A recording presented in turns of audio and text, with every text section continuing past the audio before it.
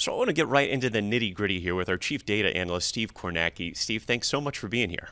Sure, happy to do it, Morgan.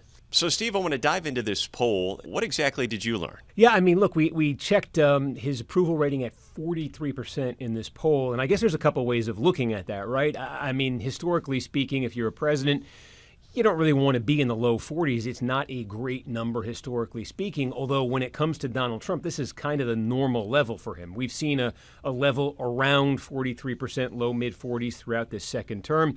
And we really saw a number similar to that throughout his first term as well. So, I think the concern for Trump and for the Republicans is that if the number now is similar to the number during his first term, one of the things that happened during his first term was he had a bad midterm. Republicans lost control of the House in 2018, and obviously right now Republicans' control of the House is sort of hanging by a thread. They don't want a repeat of that in 2026. So if numbers like this caused them trouble in 2018, the fear for Republicans is numbers like this will cause trouble for them again next year in 2026. Totally understand where you're coming from there, but would you also agree, though, that 2018, I mean, it almost feels like an eternity away at this point?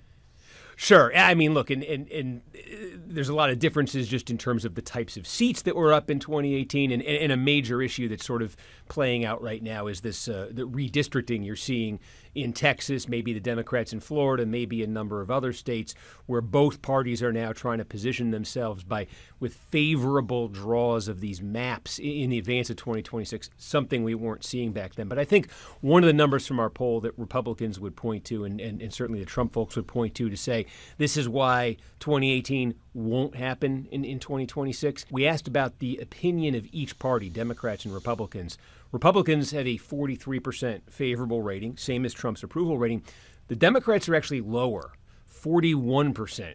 And it's not a huge difference, but this is something we've seen throughout this second term for Donald Trump that is different than during his first term. In his first term, the Democrats were more popular than the Republicans. So there was Trump unpopularity in his first term, and the Democrats were able to tap into it. This time around, the Democrats less popular than Republicans. So from the Trump GOP standpoint, voters who may be dissatisfied with Trump maybe aren't going to be so quick to latch on to Democrats. That's what they're hoping, certainly. Certainly hoping for that. Steve, you kind of dove into this poll on a deeper level here. Have you noticed any particular troublesome spots for President Trump? Yeah, I mean, look, it's the economy, and really in particular, it's inflation. When we ask people what their top issue is, they say it's the economy. When we ask them what aspect of the economy most worries them, is it taxes? Is it unemployment? They say 45% say inflation and the cost of living. And then when you ask folks, well, what do you think? How is Trump doing on inflation and cost of living? His approval rating on that alone is 39%.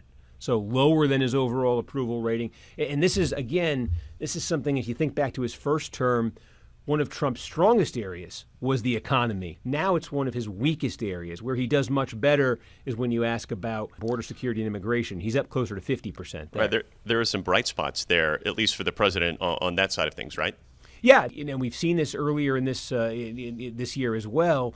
Border and immigration, he gets his highest marks. The economy and inflation, he gets his lowest marks.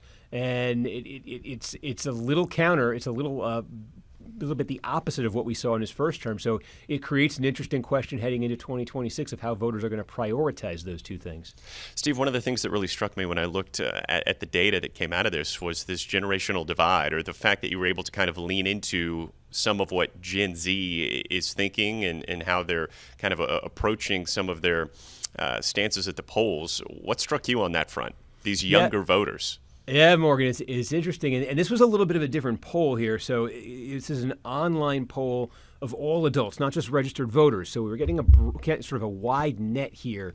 And it allowed us in this poll to really, drill deep on Gen Z. Gen Z, basically adults under 30 years old. And we found certainly overall Trump's approval rating with Gen Z, I think, was 36%. But what we found was a major gender gap among Gen Z. We talk about a gender gap. We see this in all age categories. It was even more dramatic among Gen Z, where Gen Z women, much more anti-Trump, much more progressive than Gen Z men. And then we took it a step further, and I thought this was really interesting. Think about this. Gen Z, we're talking sort of about the future here, right? This is the emerging adults, the emerging leaders of this country. We want to find out something more basic about them. We asked them a very interesting question about how they define success in life. And what we found was when you break it down by gender and by politics, the divide between these two groups in just the basic question of success in life was profound. And I'll give you an example of this. Gen Z men who voted for Trump, men under 30 who voted for Trump, what is their top definition of success in life? Having children. More cited that than any other. We gave them about 12 options here.